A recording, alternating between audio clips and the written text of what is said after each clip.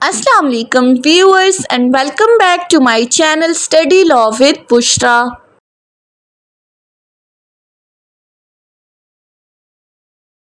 So we were discussing the law gate syllabus of CRPC and in today's video we are going to start its chapter 10. But before starting the discussion, I request you all to please subscribe to my channel and don't forget to press the bell icon for latest updates. Do share this video with your friends and don't forget to comment your feedback. So let's move towards the discussion.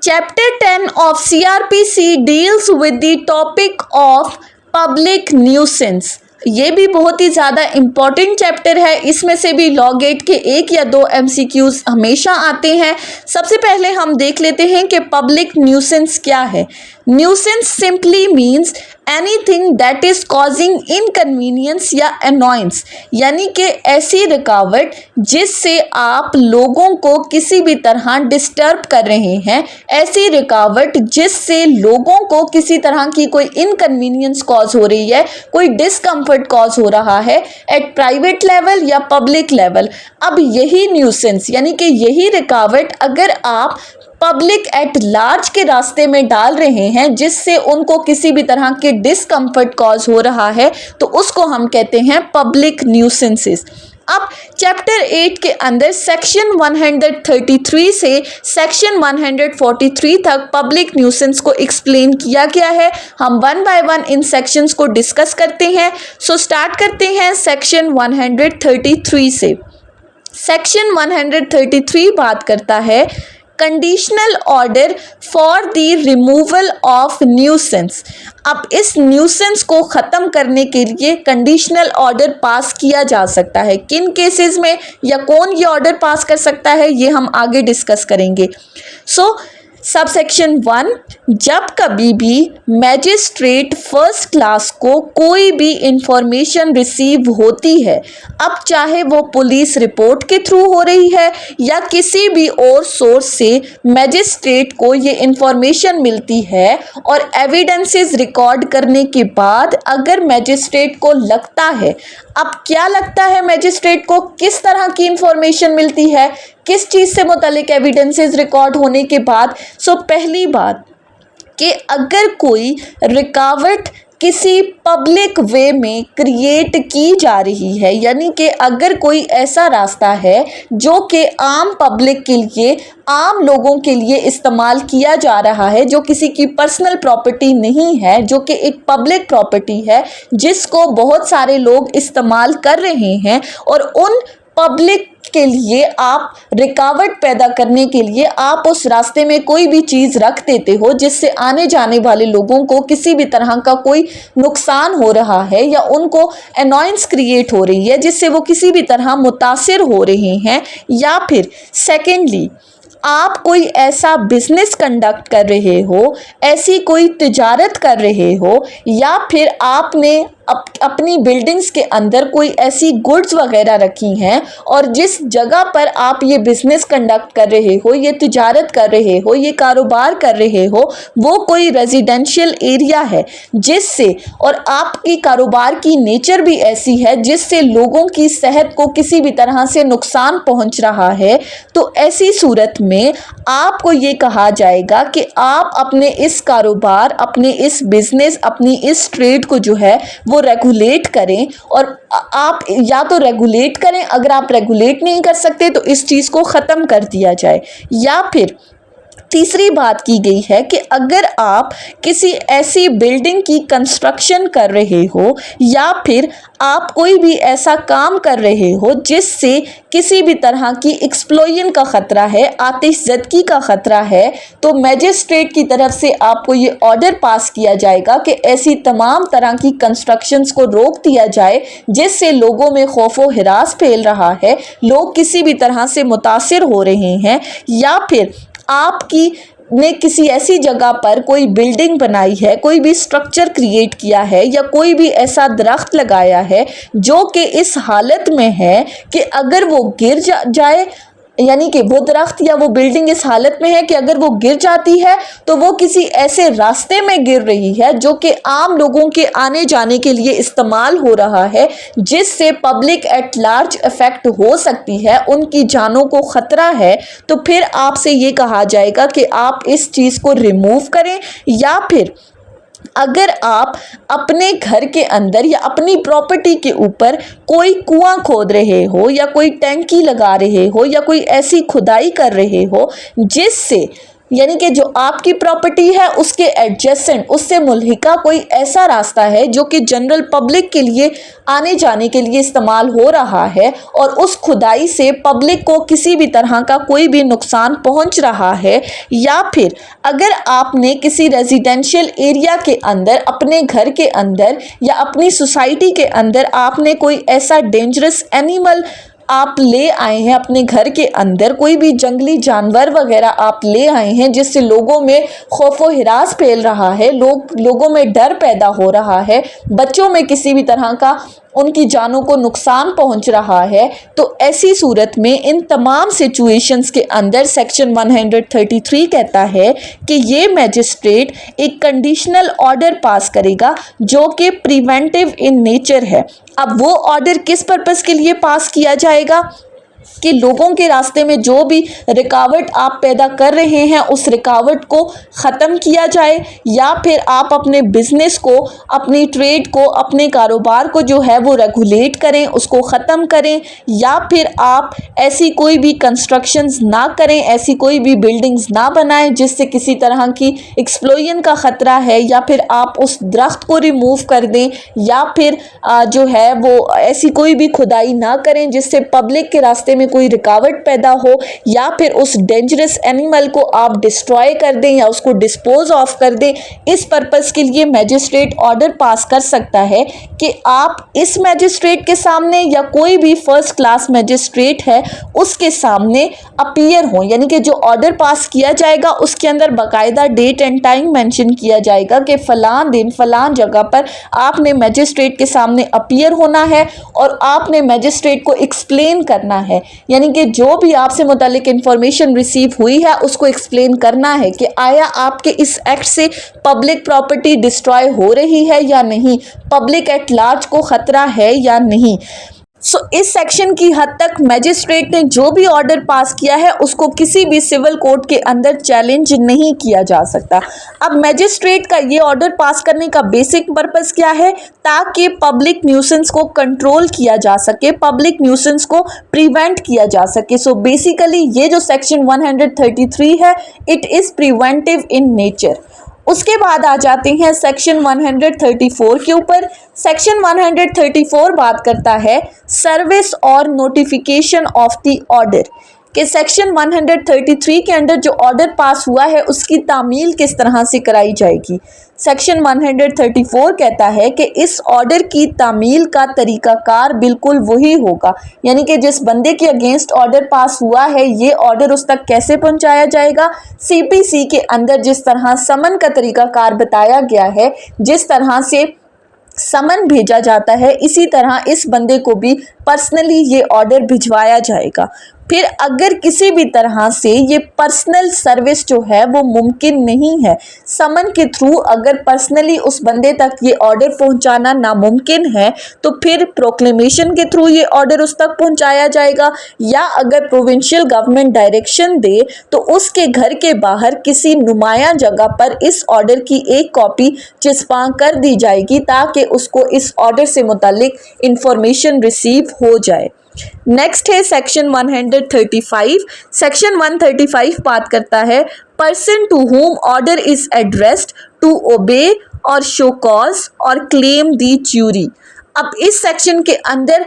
उस बंदे के rights explain किए गए हैं जिनके against section 133 के under order pass किया गया है पब्लिक न्यूसेंस को प्रिवेंट करने से रिलेटेड, यानी कि जिस भी बंदे के अगेंस्ट ऑर्डर पास हुआ है उसके पास पहला राइट क्या है कि उसने इस ऑर्डर को ओबे करना है, यानी कि जो मैजिस्ट्रेट ने जिस तरीकाकार के मुताबिक वो ऑर्डर उसको भेजा है कि आप इस ऑर्डर की कंप्लाइंस करें, पहली बात तो उसने उस ऑर्डर को ओबे करना है। सेकेंडली, अगर वो ऑर्डर ओबे नहीं करता तो फिर वो कोर्ट के सामने, मजिस्ट्रेट के सामने अपीयर हो और उसको वजह बताए कि मेरी इस एक्ट से किसी भी तरह से पब्लिक प्रॉपर्टी को नुकसान नहीं हो रहा, पब्लिक एट लार्ज की लाइफ रिस्क पर नहीं है, मैं कोई पब्लिक न्यूसेंस क्रिएट नहीं कर रहा। या फिर तीसरी बात, वो मैजिस्ट्रेट को ये कह सकता है कि इस पर्पस के लिए एक ज्यूरी अपॉइंट की जाए ताकि वो इस चीज़ को क्लियर कर सके कि आया पब्लिक न्यूसेंस क्रिएट हो भी रहा है या नहीं, और मैजिस्ट्रेट ने जो ऑर्डर पास किया है वो सही है या नहीं। सो सेक्शन 135 ने 3 बातें बता दी। जिस पर्सन के अगेंस्ट ऑर्डर पास हुआ है वो ऑर्डर की कंप्लाइंस करेगा, कंप्लाइंस नहीं करता तो मैजिस्ट्रेट के सामने अपीयर होगा, और अगर ऐसा भी नहीं करता तो वो मैजिस्ट्रेट से कह सकता है कि आप ज्यूरी अपॉइंट करें। अब सेक्शन 136 कहता है consequences of his failing to do so, यानी कि अगर वो बंदा उस एक्ट की, उस ऑर्डर की कंप्लाइंस भी नहीं करता, वो मैजिस्ट्रेट के सामने अपीयर भी नहीं होता, वो मैजिस्ट्रेट से ज्यूरी की अपॉइंटमेंट भी डिमांड नहीं करता, तो फिर ऐसी सूरत में उसके ऊपर क्या लाइबिलिटी है। शेल का वर्ड यूज हुआ है, मैंडेटरी प्रोविजंस है कि सेक्शन 188 के अंडर उसको ऑफेंस का मुर्तकिब समझा जाएगा, और साथ ही साथ मैजिस्ट्रेट ने जो ऑर्डर पास किया था वो एब्सोल्यूट कंसिडर किया जाएगा, यानी कि उस ऑर्डर को फाइनलिटी दे दी जाएगी कि अब ये जो मैजिस्ट्रेट ने ऑर्डर पास किया है इसने इस ऑर्डर की कंप्लाइंस करनी ही करनी है। उसके बाद आ जाते हैं सेक्शन 137 पर। सेक्शन 137 बात करता है procedure where he appears to show cause. अब सेक्शन 137 कहता है कि अगर तो वो मैजिस्ट्रेट के सामने अपीयर हो जाता है और उसको रीजंस बताता है तो फिर क्या प्रोसीजर अडॉप्ट किया जाएगा। अगर तो जिस बंदे के अगेंस्ट पब्लिक न्यूसेंस से रिलेटेड ऑर्डर पास किया गया है वो मैजिस्ट्रेट के सामने अपीयर हो जाता है, उसको रीजंस प्रोवाइड करता है कि मैं किसी भी तरह से पब्लिक न्यूसेंस क्रिएट नहीं कर रहा, मेरा कोई भी ऐसा एक्ट नहीं है जिससे पब्लिक एट लार्ज को किसी भी तरह का कोई भी खतरा हो, तो मैजिस्ट्रेट इस इंफॉर्मेशन से रिलेटेड एविडेंसेस कलेक्ट करेगा, और एविडेंसेस कलेक्ट करने के बाद अगर तो ये मैजिस्ट्रेट सेटिस्फाई हो जाता है कि इस बंदे के किसी भी एक्ट से किसी भी तरह पब्लिक न्यूसेंस क्रिएट नहीं हो रही, पब्लिक एट लार्ज इफेक्ट नहीं हो रही, इसका ये जो ऑर्डर है ये रीजनेबल नहीं है, तो फिर फर्दर प्रोसीडिंग्स जो हैं वो स्टॉप कर दी जाएंगी, यानी कि अब उस ऑर्डर पर मज़ीद कोई भी कंप्लाइंस नहीं की जाएगी। लेकिन अगर मैजिस्ट्रेट आफ्टर एविडेंस सेटिस्फाई हो जाता है कि इस बंदे के एक्ट से पब्लिक न्यूसेंस क्रिएट हो रही है तो फिर ऐसी सूरत में भी मैजिस्ट्रेट का ये ऑर्डर एब्सोल्यूट हो जाएगा, मैजिस्ट्रेट का ये ऑर्डर फाइनल हो जाएगा। नेक्स्ट है सेक्शन 138। सेक्शन 138 कहता है procedure when he claims jury. अब दूसरी बात की गई है, शो कॉज के बाद अगर कोई बंदा ज्यूरी क्लेम करता है तो फिर क्या होगा, यानी कि सेक्शन 135 के अंडर अगर मैजिस्ट्रेट को एप्लीकेशन रिसीव होती है अपॉइंटमेंट ऑफ द ज्यूरी से रिलेटेड, तो ये मैजिस्ट्रेट क्या करेगा, कंपलसरी है, मैंडेटरी प्रोविजन है, शेल का वर्ड यूज हुआ है, ये मैजिस्ट्रेट फौरी तौर पर ज्यूरी को अपॉइंट करेगा, और इस ज्यूरी की अपॉइंटमेंट के लिए कितने बंदों को कंसिडर किया जाएगा, कौन कौन लोग इसमें शामिल होंगे, uneven number of the persons not less than 5, यानी कि जो ऑड नंबर्स हैं 1, 3, 5, 7, लेकिन फिर साथ ही कह दिया कि 5 से कम लोग ज्यूरी में नहीं होंगे, यानी कि 5, 7, 9, 11, 13 ऑड नंबर्स जितने भी हैं इनके अकॉर्डिंग ज्यूरी के मेंबर्स अपॉइंट किए जाएंगे। इन तमाम मेंबर्स में से जो हाफ मेंबर्स होंगे वो मैजिस्ट्रेट की जानिब से अपॉइंट किए जाएंगे, और बाकी जितने भी मेंबर्स हैं उनकी जिम्मेदारी एप्लीकेंट के ऊपर होगी कि वो बाकी तमाम लोगों को अपॉइंट करेगा, और इस ज्यूरी में जितने भी लोग होंगे उनका एक हेड होगा जो कि इस ज्यूरी को लीड करेगा। अब जब ज्यूरी अपॉइंट होगी, हाफ मेंबर्स मजिस्ट्रेट ने अपॉइंट कर दिए, हाफ मेंबर एप्लीकेंट ने अपॉइंट कर दिए, उसके बाद फिर इस ज्यूरी के मेंबर्स को एक समन भेजा जाएगा जिसके अंदर मेंशन किया जाएगा कि मैजिस्ट्रेट इनसे क्या डिमांड कर रहा है, यानी कि इन्होंने किस टाइम पर किस जगह पर जाकर इन्होंने जो है वो इंक्वायरी करनी है इस पब्लिक न्यूसेंस से रिलेटेड, और उसके अंदर बाकायदा टाइम पीरियड मेंशन किया जाएगा कि इतने टाइम पीरियड के अंदर इस जगह की रिपोर्ट लाकर मैजिस्ट्रेट को सबमिट कर दें। सेक्शन 139 क्या कहता है? Procedure when jury find magistrate's order to be reasonable. अब ये बिल्कुल तसलसल में चीज़ें चल रही हैं। ज्यूरी अपॉइंट हो गई, ज्यूरी ने अपनी रिपोर्ट तैयार कर ली। अगर majority members of the jury को ये लगता है, मुश्तरका लोगों की ये राय है कि जो ऑर्डर मैजिस्ट्रेट ने पास किया है वो बिल्कुल ठीक है, यानी कि इस बंदे के ऐसे रॉन्गफुल एक्ट्स हैं जिनसे पब्लिक एट लार्ज इफ़ेक्ट हो रही है, या फिर अगर उनको लगता है कि मैजिस्ट्रेट ने जो ऑर्डर पास किया है उसमें किसी तरह की चेंजेस करने की ज़रूरत है, तो मैजिस्ट्रेट वो चेंजेस कर सकता है और फिर मैजिस्ट्रेट का ये पास किया हुआ ऑर्डर एब्सोल्यूट हो जाएगा, यानी कि मैजिस्ट्रेट के ऑर्डर को फाइनलिटी दे दी जाएगी, मैजिस्ट्रेट का ऑर्डर फाइनल कंसिडर होगा। अगर ज्यूरी को ये लगता है कि मैजिस्ट्रेट ने जो ऑर्डर पास किया है वो ठीक नहीं है, तो फिर ऐसी सूरत में फर्दर प्रोसीडिंग्स कंडक्ट नहीं की जाएंगी। इसी के साथ है सेक्शन 139A। सेक्शन 139A बात करता है procedure where the existence of the public right is denied. अगर तो जिस बंदे ने न्यूसेंस क्रिएट की है, जिसके अगेंस्ट ऑर्डर पास हुआ है अंडर सेक्शन 133, वो आकर ये कहता है कि यहाँ पर कोई भी पब्लिक राइट इन्वॉल्व्ड नहीं है,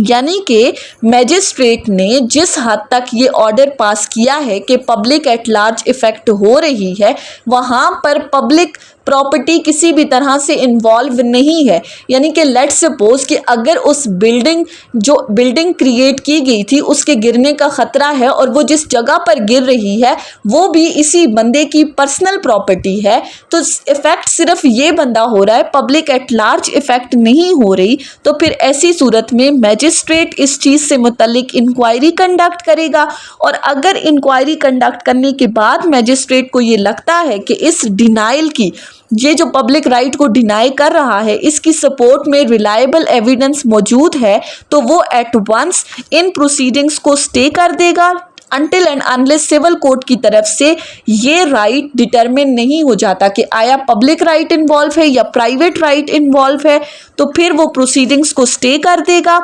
और अगर ये बंदा अपने इस डिनाइल की सपोर्ट में कोई रिलायबल एविडेंसेस नहीं पेश कर सका, वो मैजिस्ट्रेट को सेटिस्फाई नहीं कर सका, तो फिर फर्दर प्रोसीडिंग्स के अंदर इसको ये राइट नहीं दिया जाएगा कि वो ऐसा कोई भी डिनाइल करे, यानी कि अगर उसने मैजिस्ट्रेट को सेटिस्फाई कर दिया तब तो प्रोसीडिंग स्टे हो जाएंगी, लेकिन अगर वो मैजिस्ट्रेट को सेटिस्फाई नहीं कर सका तो फिर इन फ्यूचर किसी भी प्रोसीडिंग्स के अंदर उसको ये राइट नहीं दिया जाएगा कि वो इस existence of the public right को किसी भी तरह से डिनाई कर सके। नेक्स्ट आ जाते हैं सेक्शन 140 पर। सेक्शन 140 बात करता है procedure on order being made absolute. Order absolute हो गया तो फिर क्या प्रोसीजर होगा? अब इसमें बात की गई है कि अगर सेक्शन 136 के अंडर, सेक्शन 136 क्या था कि अगर वो बंदा कोर्ट के सामने अपीयर नहीं होता, वो ऑर्डर की कंप्लाइंस नहीं करता या वो ज्यूरी की अपॉइंटमेंट के लिए डिमांड नहीं करता, तो तब ऑर्डर एब्सोल्यूट हो जाएगा। या अंडर सेक्शन 137 अगर वो शोकॉज नोटिस के बाद मैजिस्ट्रेट सेटिस्फाई हो जाता है तो तब उसका ऑर्डर एब्सोल्यूट होगा। या सेक्शन 137 के अकॉर्डिंग 139 के अकॉर्डिंग अगर ज्यूरी ये कह देती है कि मैजिस्ट्रेट ने जो ऑर्डर पास किया था वो बिल्कुल ठीक है, तो फिर ऐसी सूरत में ये जो ऑर्डर मैजिस्ट्रेट ने पास किया है, इस ऑर्डर का इसको भिजवाया गया है उसके अंदर दिया जाएगा जिस चीज मेंशन की जाएगी कि चूंकि अब मैजिस्ट्रेट का ये ऑर्डर एब्सोल्यूट हो चुका है, लिहाजा आप इस ऑर्डर को अकॉर्डिंग टू दी मैनर, जो भी तरीकाकार उस नोटिस में लिखा जाएगा, टाइम पीरियड जो भी प्रिस्क्राइब किया गया है उसके अकॉर्डिंग आपने इस ऑर्डर की कंप्लाइंस करनी है, इस ऑर्डर पर इम्प्लीमेंटेशन करनी है और अगर वो बंदा इस ऑर्डर की कंप्लाइंस नहीं करता तो अंडर सेक्शन 188 पीपीसी वो पेनल्टी के लिए लायबल होगा, उसके ऊपर लाइबिलिटी आ जाएगी। अब इसके साथ नेक्स्ट सेक्शन है सेक्शन 141 जो कि बात करता है procedure on failure to appoint jury और omission to return the verdict. अब यहाँ पर कहा गया है कि अगर तो एप्लीकेंट ज्यूरी की अपॉइंटमेंट को उनके रास्ते में किसी भी तरह की कोई रुकावट डाल रहा है ज्यूरी के काम में या उनको रोक रहा है कि वो प्रोसीडिंग्स कंडक्ट ना करें, या फिर अगर वो उनको कह रहा है कि जो रिपोर्ट आपने तैयार की है इसको कोर्ट में प्रोड्यूस ना करें, तो फिर ऐसी सूरत में मैजिस्ट्रेट जो भी ऑर्डर उसको मुनासिब लगता है वो ऑर्डर पास करेगा और उस ऑर्डर की एग्जीक्यूशन बिल्कुल उसी तरीकाकार के मुताबिक होगी जो हमने सेक्शन 140 में डिस्कस किया, यानी कि फिर जो भी ऑर्डर मैजिस्ट्रेट की जानिब से पास किया जाएगा इस एप्लीकेंट ने उस ऑर्डर को कंप्लाई करना है। अब ये बहुत ही सिंपल से सेक्शंस हैं। इसके बाद है हमारे पास सेक्शन 142। सेक्शन 142 बात करता है इंजंक्शन पेंडिंग दी इंक्वायरी। अब इस सेक्शन के अंदर इंजंक्शन स्टे ऑर्डर की बात की गई है कि अगर मैजिस्ट्रेट ने सेक्शन 133 के अंडर जो ऑर्डर पास किया है, मैजिस्ट्रेट को लगता है that there is an immediate danger to the public और इमीडिएटली कोई ना कोई इक़दामात लेने पड़ेंगे इस पब्लिक न्यूसेंस को ख़त्म करने के लिए, इस ख़तरे को टालने के लिए, या फिर अगर उसको लगता है कि ज्यूरी अपॉइंट हुई है या नहीं अभी तक, फिर भी वो एक इंजंक्शन ऑर्डर पास करेगा उस बंदे के अगेंस्ट जिसके अगेंस्ट ये पब्लिक न्यूसेंस से रिलेटेड ऑर्डर पास हुआ था, और उस पर्सन को ये कहा जाएगा कि इस रुकावट को रोका जाए ताकि पब्लिक एट लार्ज को नुकसान से बचाया जा सके। अब जब इस बंदे को ये ऑर्डर मैजिस्ट्रेट इशू करता है इंजंक्शन का, उन तमाम रुकावटों को रोकने का, और ये बंदा मैजिस्ट्रेट के उस ऑर्डर की कंप्लाइंस नहीं करता, वो रुकावटों को नहीं रोकता, तो फिर मैजिस्ट्रेट वो तरीकाकार अपनाएगा जो कि उसको मुनासिब लगेगा, यानी कि उस खतरे को ख़त्म करने के लिए, लोगों को नुकसान से बचाने के लिए जो भी मैजिस्ट्रेट को मुनासिब लगेगा वो तरीकाकार मैजिस्ट्रेट अपनाएगा। और इस सेक्शन की हद तक मैजिस्ट्रेट के अगेंस्ट कोई भी सूट फाइल नहीं किया जा सकता। लास्ट है सेक्शन 143 जो कि बात करता है मैजिस्ट्रेट में प्रोहिबिट रेपिटेशन और कॉन्टिन्यूएंस ऑफ द पब्लिक न्यूसेंस, कि इस सेक्शन की हद तक अगर कोई बंदा कॉन्टिन्यूसली पब्लिक न्यूसेंस क्रिएट कर रहा है और रिपीटेडली वो इन ऑफेंसेस को कमिट कर रहा है, तो मैजिस्ट्रेट फर्स्ट क्लास के पास ये ऑर्डर है कि वो इस पब्लिक न्यूसेंस की रेपिटेशन और कॉन्टिन्यूएंस को रोकने के लिए भी ऑर्डर पास कर सकता है। सो ये थी हमारी आज की डिस्कशन चैप्टर 10 के ऊपर। हमने देखा कि पब्लिक न्यूसेंस क्या है, मैजिस्ट्रेट इस पब्लिक न्यूसेंस को ख़त्म करने के लिए क्या ऑर्डर पास कर सकता है, उस ऑर्डर की एग्जीक्यूशन किस तरह से होगी, अगर कोई बंदा ऑर्डर को कंप्लाई नहीं करता तो उसकी क्या लाइबिलिटीज़ हैं। सो आई होप कि आपको ये लेक्चर समझ में आया होगा अगर आपने इस वीडियो को अटेंटिवली सुना है तो।